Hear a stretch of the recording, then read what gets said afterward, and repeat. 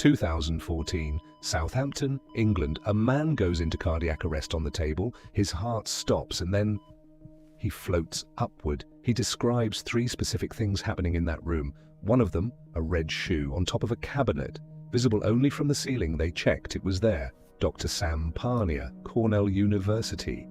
Peer-reviewed and verified. Over 1,000 similar cases collected across dozens of countries. And scientists still cannot agree on what any of it means. So let's talk about what we actually know. When your heart stops, your brain loses oxygen within seconds. After that, nothing should be happening up there. No thoughts, no awareness. Doctors have a clear checklist. Heart stopped, no breathing, no brain activity. And yet, people keep coming back with memories, clear ones, structured ones, with details that can be checked. The Lancet Journal, 344 patients. 18% reported conscious experiences while clinically dead. Not dreams, not hallucinations. Structured memories with verifiable details. Nobody could have known any other way. The most common experience, leaving the body. Looking down at yourself from above. A tunnel. A light. A peace so deep that most people say they simply cannot find words for it. Now here is where it gets strange. Some researchers think the brain isn't generating these experiences. They think it might be receiving them from somewhere outside, like a radio picking up a signal it didn't create. This is called non-local consciousness, the idea that awareness exists outside the brain. Physicist Roger Penrose and anesthesiologist Stuart Hameroff built an entire model around this. They believe consciousness is rooted in quantum processes inside tiny structures in your neurons, called microtubules. And if consciousness is quantum, maybe it doesn't stop when the brain breaks down, maybe it continues. Somewhere, theoretically. Nobody has proven this. But here's what stopped scientists cold in 2023. Researchers measured brain activity at the exact moment of death. And instead of going quiet, a massive surge of gamma waves, the highest frequency the human brain is capable of. More activity than most people produce while fully awake and alert. At the exact moment it should be going dark, the brain was running at its absolute maximum. Nobody knows why, nobody. Sam Parnia's AWARE study tried to answer this directly. He placed images on shelves near the ceilings of operating rooms. Images that could only be seen from above. The question was simple. If someone floats out of their body, can they see what's on the shelf? 2,060 patients were monitored. 330 had cardiac arrest.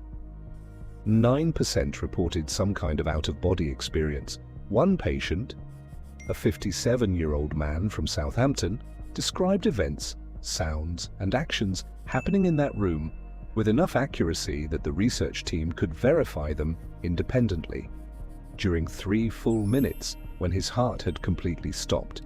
And the clock keeps ticking on this question. There are currently 3 main theories for what's happening. First, the dying brain creates a final burst of hallucination. A last dream before everything goes dark. Second, consciousness is something the brain receives, not something it makes. And death doesn't end the signal. Third, there's something happening at the quantum level that we simply don't have the tools to measure yet. Each theory has serious scientists behind it. None of them has been disproved. Here's the real problem though. Consciousness is the one thing we cannot study from the outside. You can't look at someone else's awareness. You can only look at the brain. And the brain trying to understand itself is a bit like an eye trying to see itself without a mirror. All 3 roads lead into darkness. We don't know which one is real. Maybe awareness just switches off, like a light.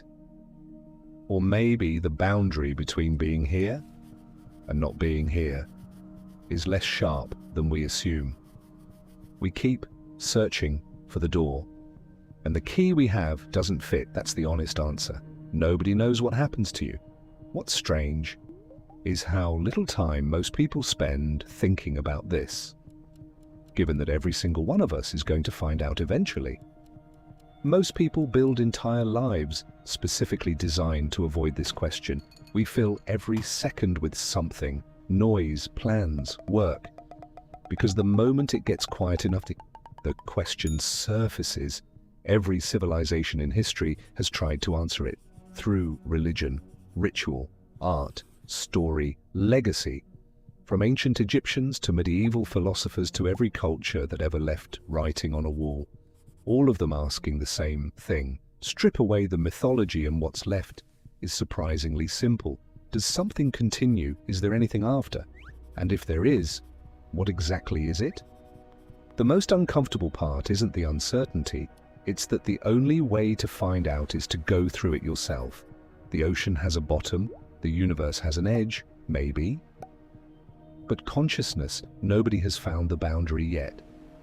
And that darkness doesn't come from somewhere outside you. It comes from you, from the fact that you are aware right now and aware that it will end, which is either the most terrifying thing imaginable or the most interesting question anyone has ever been handed.